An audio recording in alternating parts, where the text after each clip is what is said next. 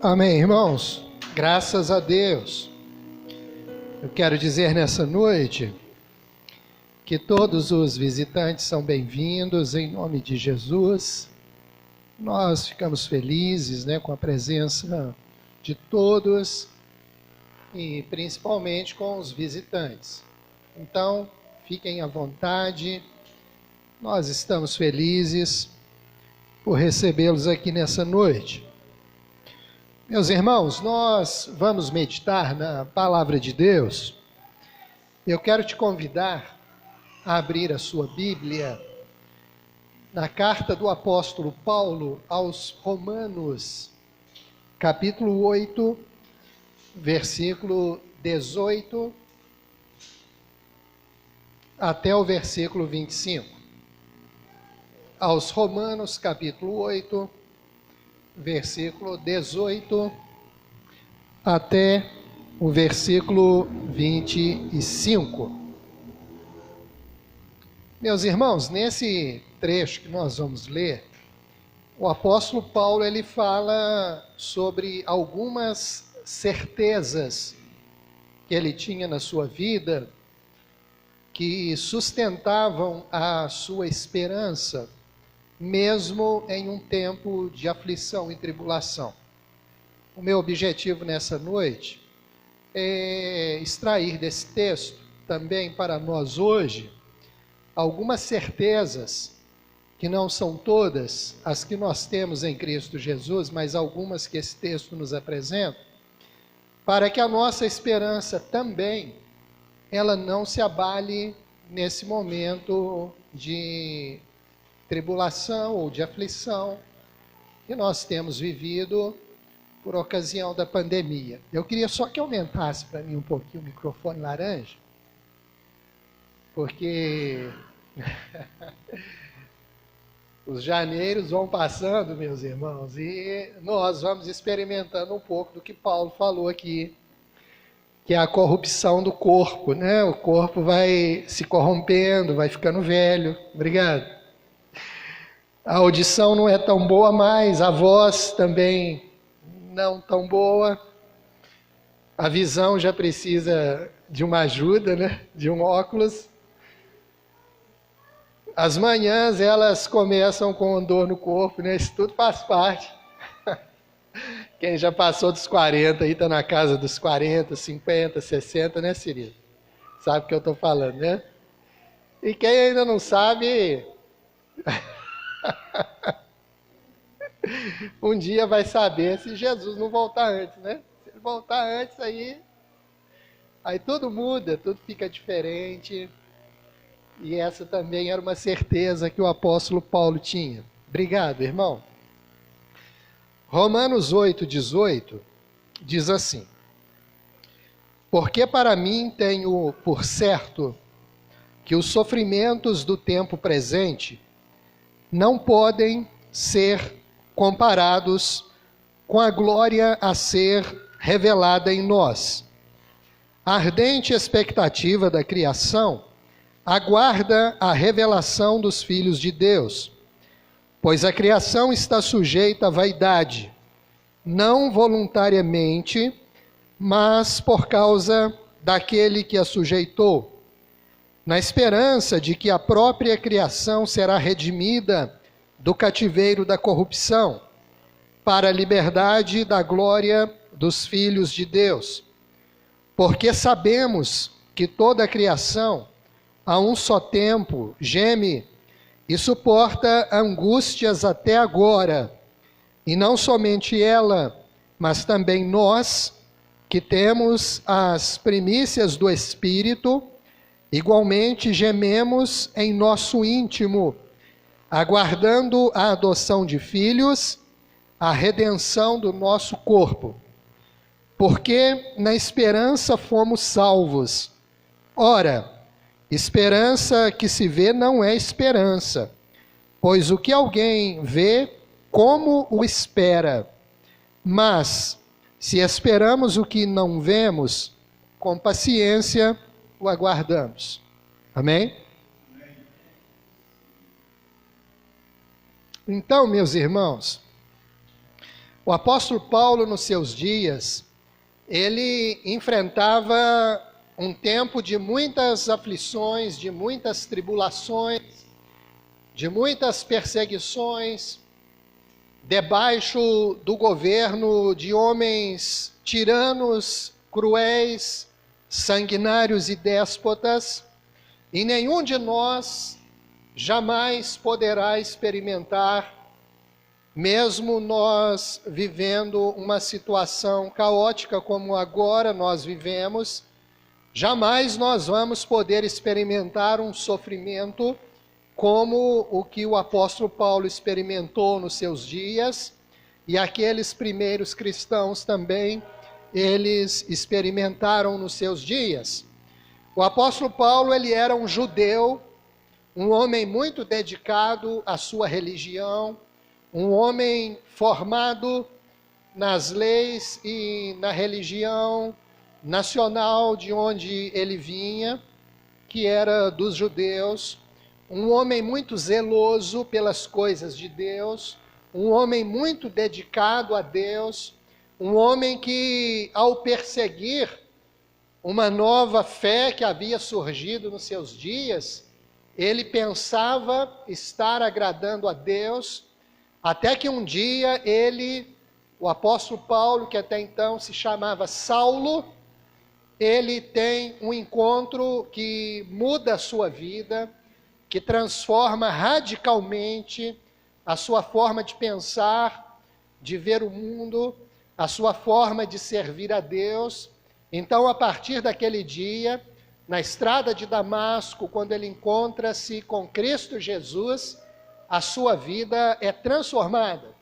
E naquele encontro ele recebe de Jesus, a quem ele perseguia, através da perseguição aos cristãos, ele recebe de Jesus uma frase, que é uma frase que se cumpriu rigorosamente durante toda a sua vida desde então. A frase que Jesus diz para o apóstolo Paulo é que ele deveria saber o quanto era duro para ele recalcitar contra os aguilhões.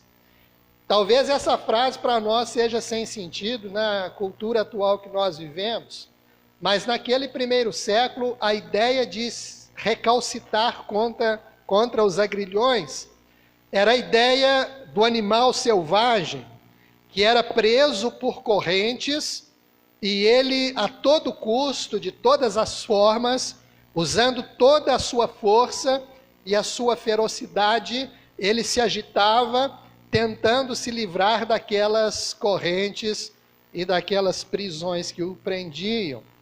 E Jesus usa exatamente essa palavra, essa figura de linguagem, para que ele entendesse que a partir daquele dia, a sua vida seria transformada radicalmente. Ele experimentaria uma nova relação com Deus, ele experimentaria uma nova vida, uma nova fé, mas isso lhe seria muito caro. Isso lhe custaria muitos sofrimentos, porque a religião cristã naquele início, ela era perseguida tanto pelos judeus quanto pelos romanos, e ser cristão naquele primeiro século não era fácil. E o apóstolo Paulo, como um líder iminente daquela nova fé, que havia se tornado desde esse encontro com Cristo Jesus, ele experimenta na sua pele, na sua carne, muitos sofrimentos por causa de Cristo Jesus. E ele chega a descrever em algumas de suas cartas alguns desses sofrimentos que ele havia experimentado. Como, por exemplo, quando ele escreve aos Coríntios, capítulo 11, versículo 24, ele diz que ele foi 5 vezes fustigado com 40 açoites menos 1. Então esse era um costume que os judeus eles tinham amparados pela sua própria lei de corrigir os criminosos, açoitá-los com uma quarentena de açoites menos um. O menos um era para que não ultrapassasse o número máximo de açoites que a lei recomendava, que eram 40. Então, quando o carrasco ou o algoz, ou aquele que executava essa lei, ele, ao dar as chicotadas no réu, ele poderia perder a conta. Então eles, por precaução, davam uma chicotada a menos. E o apóstolo Paulo passou por isso 5 vezes. Então você imagine o que é receber 5 quarentenas de açoites menos um dos judeus, vai dar aí 195 açoites das suas costas. Ele diz também que ele foi fustigado com varas 3 vezes. Ele sofreu durante a sua vida com Cristo, nas suas viagens missionárias, 3 naufrágios, e um dia e uma noite ele ficou na voragem do mar, segurando-se em estilhaços do navio que havia naufragado, sob os perigos que o mar podia lhe trazer. E ele também vivia em perigo nas cidades, nos lugares desertos, no perigo que ele enfrentava entre os seus conterrâneos, entre os estrangeiros, nos desertos, nas suas peregrinações, sob o perigo de salteadores, no perigo dos rios. Então ele faz um resumo da sua vida e dos seus sofrimentos em algumas de suas correspondências. E ele diz que além desse sofrimento físico que ele enfrentava por causa da mensagem que transformou a sua vida, e agora ele anunciava, ele pregava, além desse sofrimento, ele também tinha preocupações com as igrejas que ele fundava, nas cidades em que ele se estabelecia, e ele trazia sobre si uma grande responsabilidade, uma grande preocupação, além dos sofrimentos físicos que ele enfrentava. Além das suas prisões, dos calabouços, da solidão de uma cela fria, do abandono e da traição de alguns companheiros que desertavam, que desistiam da fé, diante de severa perseguição e grande sofrimento, esse homem, ele permanecia firme. E mesmo em tempos de aflição, de tribulação, de perseguição e de sofrimento, a sua esperança não era abalada. Exatamente porque ele tinha na sua vida certezas. Ele tinha alguns pilares que sustentavam a sua vida, e esses pilares eram certezas que ele tinha na sua vida. E mesmo naquele tempo de grande sofrimento, ele não perdeu a esperança. A esperança daquele homem não se abalou, mesmo diante de todo o sofrimento que ele experimentou no seu corpo, mesmo diante de todas as perseguições que ele viveu, a sua esperança não era abalada, porque ele tinha na sua vida certezas. E aqui, meus irmãos, nós temos nesse texto algumas certezas do apóstolo Paulo que ele deixa bem claro aqui para nós. A primeira certeza que ele nos diz aqui é a seguinte: porque para mim tenho por certo, certeza, que as aflições ou os sofrimentos do tempo presente não podem ser comparados com a glória que em nós há de ser revelada. Então, meus irmãos, veja que certeza que Paulo tinha quanto à esperança futura. Nessa vida, meus irmãos, nós podemos ter certeza de muito pouca coisa, de quase nada. Nessa vida nós não podemos ter certezas quanto ao nosso emprego. Nós não podemos ter certeza. Nós não podemos ter certeza nesse tempo presente que nós vivemos, durante esse percurso da nossa vida terrestre, quanto, por exemplo, às políticas do governo, à economia. Nós não podemos ter certeza nem quanto ao tempo que a nossa vida vai durar. Nós não podemos ter essa certeza, nós não sabemos. Nós não sabemos se amanhã a economia vai estar melhor, vai estar pior. Nós não podemos ter certeza de quase nada nessa vida. Então, como manter firme a nossa esperança em relação ao futuro?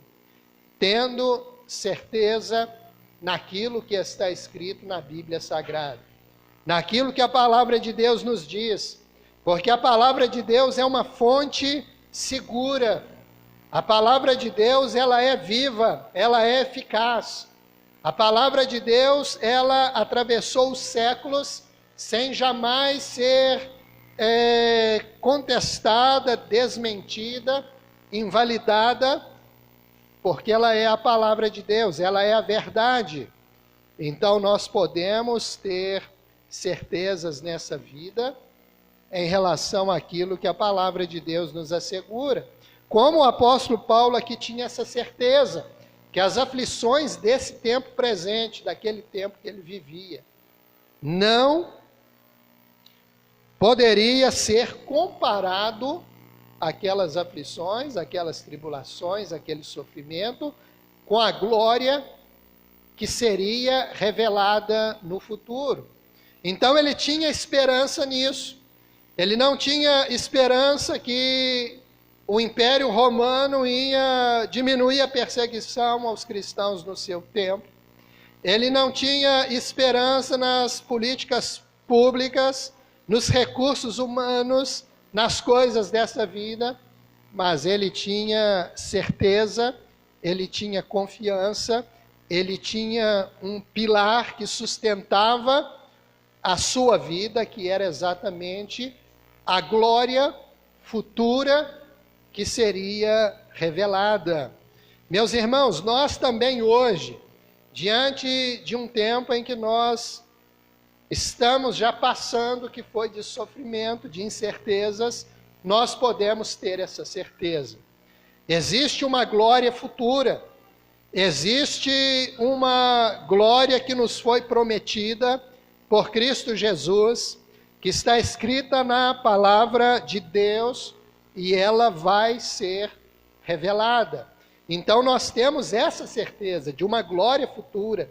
Nós temos a certeza que quando nós terminarmos a nossa jornada nesse mundo, quando nós completarmos os anos em que passaremos nessa vida, trabalhando, constituindo família, comprando, vendendo, nós ainda temos uma glória futura que nos aguarda. Então nós podemos ter essa certeza que há uma glória futura a ser revelada, que a nossa vida não termina quando nós morrermos ou quando nós cumprirmos a nossa missão aqui na terra. Não termina. Não é o fim, mas é exatamente o começo de uma glória futura que há de ser revelada. Então essa é uma certeza que sustentava a vida daquele homem. E aquele homem, mesmo diante dos mais terríveis sofrimentos, ele não desanimava, ele não voltava atrás, ele não negava a sua fé, porque ele tinha essa certeza da glória futura. Ele olhava para frente, ele não olhava para trás, ele não olhava nem tão pouco para as circunstâncias à sua volta, mas ele olhava para frente. É por isso que as tribulações e os sofrimentos que ele enfrentava não abalavam a sua esperança. E é exatamente, meus irmãos, para frente que nós temos que olhar. É exatamente para frente que os nossos olhos têm que olhar. Não adianta nós olharmos lá para o nosso passado, se ele foi bom, se ele foi ruim. Não adianta nós olharmos aqui para o presente, condicionarmos a nossa mente, condicionarmos a nossa vida, ou pelo nosso passado, ou pelo nosso presente. Nós temos que condicionar a nossa vida, condicionar a nossa mente por esse firme fundamento que está à nossa frente, que é a glória futura que nos será revelada. Nós temos que olhar para frente. O crente, ele olha para frente. Aquele que crê em Jesus olha para frente. Aquele que crê em Jesus, os seus olhos estão na frente, no alvo, que é Cristo Jesus. Então aqui nós temos uma certeza de Paulo revelada, que é a glória futura que não seria comparada por nenhum sofrimento do presente.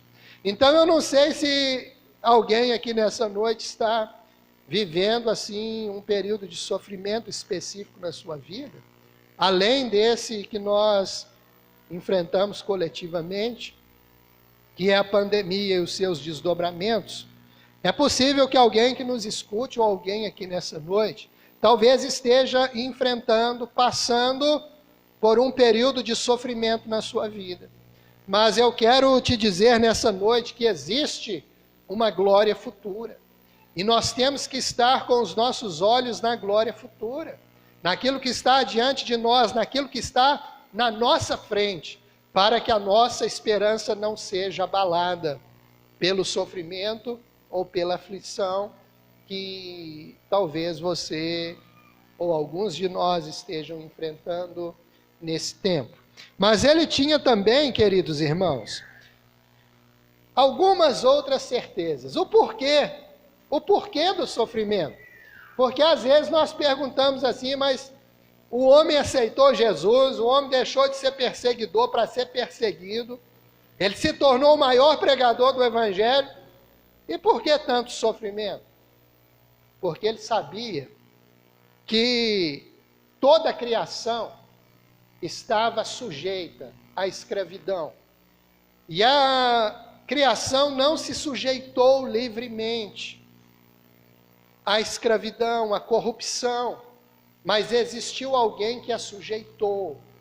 Esse alguém que o apóstolo Paulo diz aqui nesse trecho é exatamente o pecado. Por causa do pecado, toda a criação geme.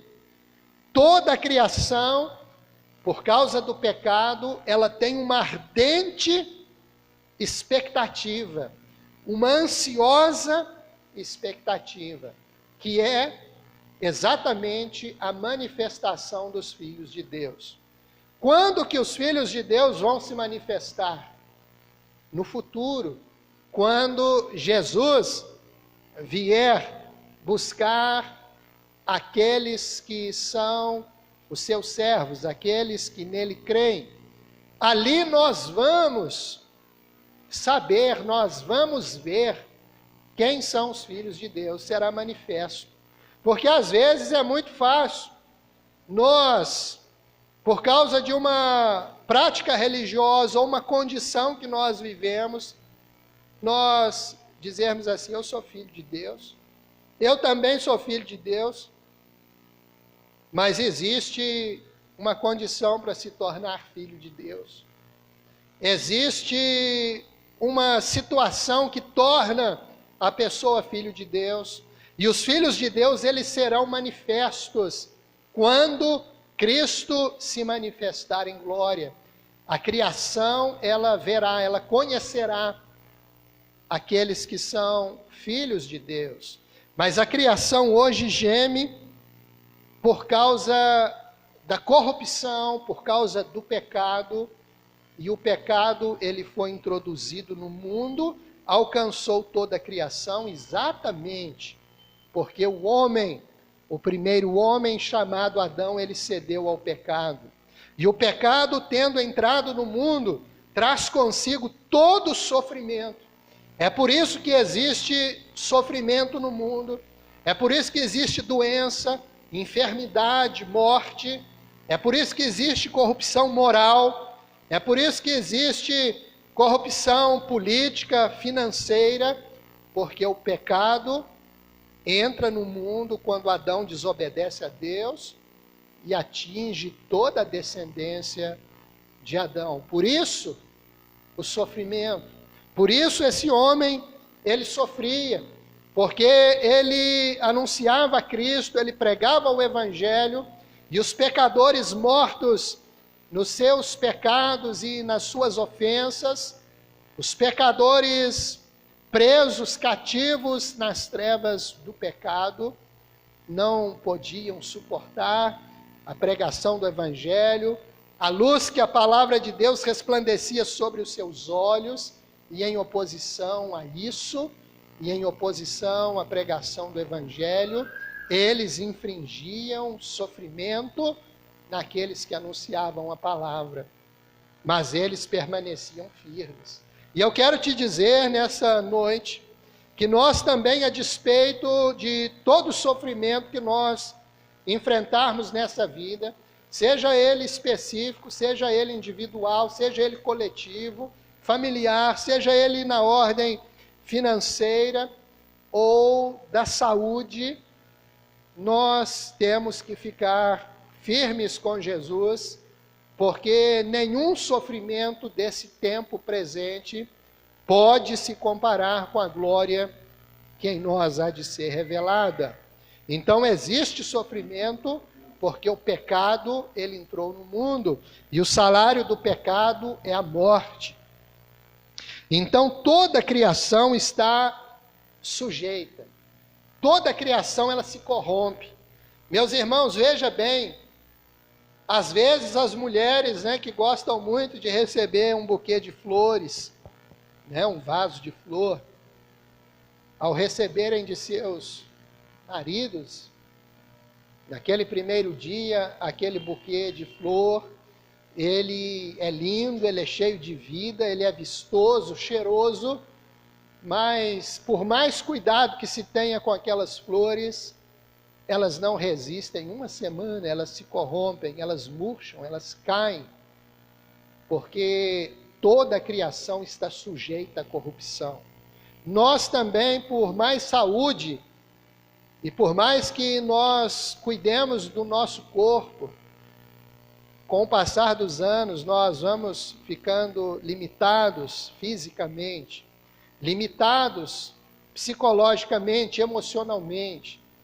Nós não temos mais, depois dos 40, dos 50, dos 60, o mesmo vigor, a mesma força dos anos da nossa juventude, porque toda a criação está sujeita à corrupção, e essa corrupção ela vem exatamente por causa do pecado, e isso nos traz sofrimento. Quando nós olhamos para trás, aquilo que fazíamos, e hoje nós não podemos mais fazer, isso nos traz uma angústia, isso nos traz um sofrimento, mas o cristão, meus irmãos, ele tem um diferencial. E o apóstolo Paulo diz aqui, ele também conhecia esse diferencial que o cristão ele tinha. Ele diz que nós também, assim como toda a criação, estamos sujeitos à corrupção, mas nós temos a esperança de que a própria criação será redimida do cativeiro da corrupção para a liberdade da glória dos filhos de Deus. E ele diz no versículo 22, mais uma certeza, porque sabemos que toda a criação a um só tempo geme e suporta angústias até agora, e não somente ela, mas também nós, que temos as primícias do Espírito, igualmente gememos em nosso íntimo, aguardando a adoção dos filhos e a renovação do nosso corpo.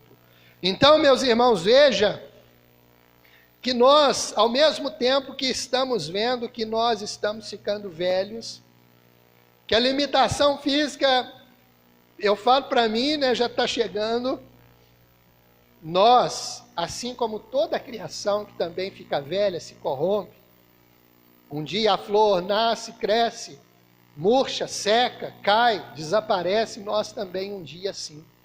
Mas ao mesmo tempo que nós temos essa certeza, nós também gememos, aguardando, meus irmãos, o cumprimento dessa glória que há de ser revelada em nós.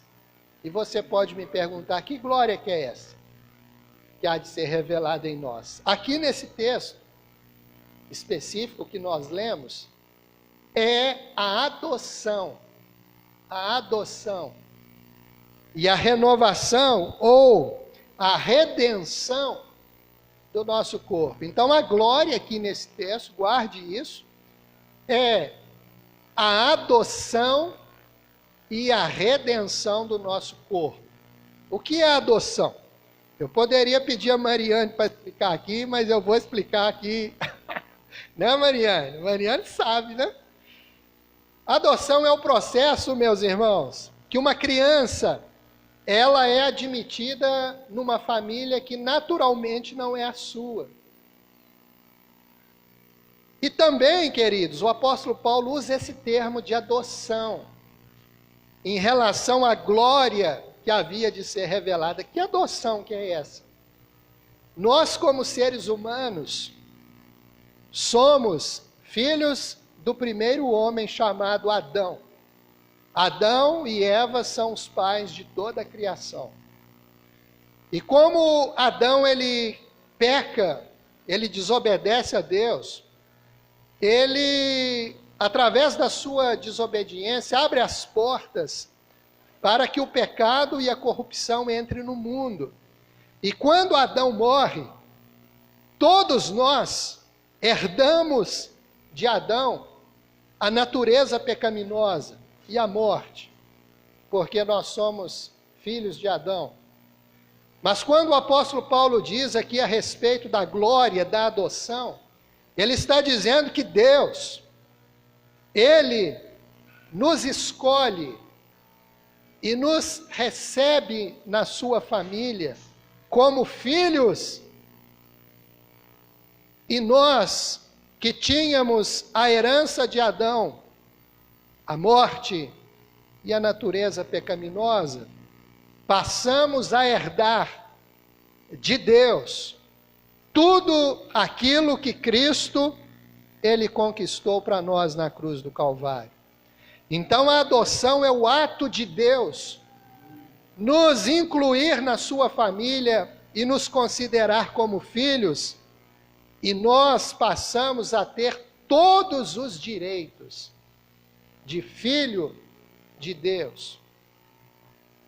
Ao invés de herdarmos a morte eterna como consequência do nosso pecado, nós agora vamos herdar a vida eterna, porque agora nós somos filhos de Deus.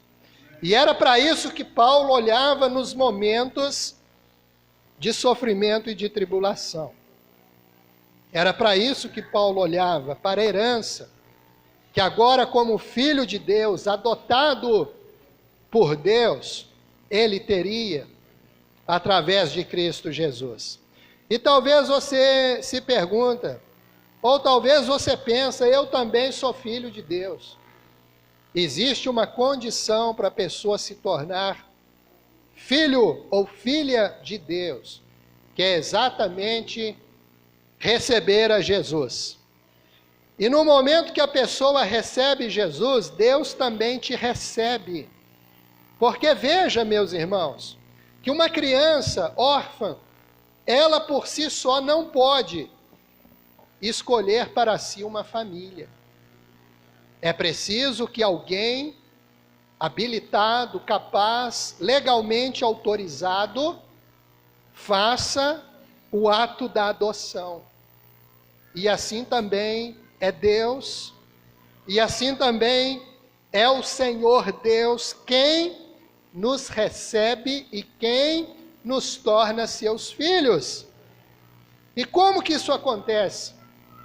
Isso acontece quando a pessoa, ela recebe Jesus. Então é necessário receber Jesus, é necessário crer em Jesus. Então todos aqueles que nos ouvem nessa noite precisam saber que para se tornar filho de Deus é preciso receber Jesus na sua vida, crer em Jesus e ser recebido, adotado por Deus. Essa é a glória futura que Paulo, nos momentos de maior sofrimento e tribulação, ele mantinha viva na sua memória, e assim a sua esperança não era abalada. Meus irmãos, mas ele também nos fala da redenção do corpo. Veja, meus irmãos, que quando todos nós morrermos aqui nesse mundo, o nosso corpo, ele vai para a sepultura. Existe uma separação da nossa estrutura física, que é o corpo, com a nossa parte imaterial, a nossa alma, nosso espírito. O corpo vai para a sepultura. O corpo cansado, às vezes doente, fadigado, sobrecarregado pelas aflições, pelas tribulações da vida, esse corpo vai para a sepultura. Mas a parte material, a alma, o espírito, ele tem dois destinos. Ou a vida eterna, como uma herança que a pessoa recebe por ser filho de Deus, ou a condenação eterna, por haver rejeitado tão grande graça.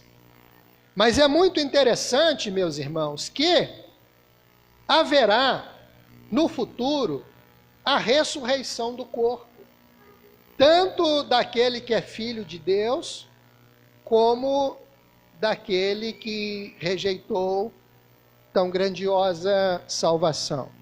E o apóstolo Paulo aqui, ele diz que será a redenção do corpo. Então, aqueles que morrem em Cristo, eles terão como parte da glória futura a redenção, a ressurreição do seu corpo. Não agora ressurreto, um corpo limitado, um corpo sujeito a doenças, ao cansaço, a fadiga, a corrupção, nem física, nem moral, nem espiritual, mas um corpo incorruptível, para que possa desfrutar da glória eterna do porvir. E era exatamente essa algumas das certezas que o apóstolo Paulo nos revela aqui nesse texto. E eu gostaria que nessa noite você guardasse isso. Talvez você que está passando por um sofrimento, talvez você que já tem visto na sua vida as limitações do tempo, da idade, que você pensasse, guardasse numa parte importante, privilegiada da sua memória, que existe uma vida após a morte. Que essa vida pode ser uma vida de glória, que nenhum sofrimento, nenhuma tribulação desse tempo presente vai se comparar a ela. Mas também pode ser para a sua vida um tempo de um sofrimento eterno, que também nenhum sofrimento desse tempo presente e nenhuma aflição dessa vida terrena pode se comparar. É por isso que Deus, ele te oferece, é por isso que Deus, ele te propõe, é por isso que o desejo de Deus é que você faça parte da sua família. É por isso que o evangelho é pregado, para que a pessoa possa ter oportunidade de se tornar um filho de Deus. E aquele que é filho de Deus, ele tem a esperança da glória futura. E que você nessa noite pense nisso. Né? Que você nessa noite, baseado nesse texto e nessa palavra, pense que se você já foi adotado por Deus, se você faz parte da família de Deus, se você já é um filho de Deus, se você recebeu Cristo na sua vida, Se você crê em Jesus, existe uma glória futura que será revelada. Mas aqueles que rejeitarem esse convite gracioso da salvação em Cristo, para eles existirá também uma condenação eterna. E você precisa saber disso. Porque enquanto nós estamos vivendo nesse tempo presente, nós temos oportunidade de decidir o nosso futuro. Nós temos a oportunidade de definir onde nós vamos passar a nossa eternidade. Então que você pense nisso nessa noite, que ao findar o labor dessa vida não é o fim, mas é o começo da eternidade. E se você é um filho de Deus, essa eternidade será gloriosa. Nosso desejo é que você receba a Cristo na sua vida e seja recebido por Deus também, para desfrutar dessa glória futura. Amém, irmãos? Graças a Deus.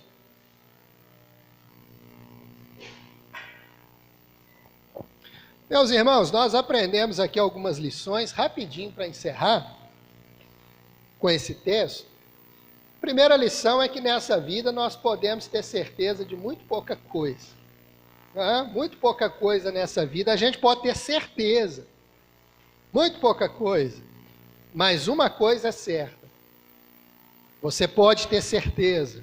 Você pode firmar a sua esperança nessa certeza. Que existe uma glória futura para aqueles que creem em Deus, que são filhos de Deus.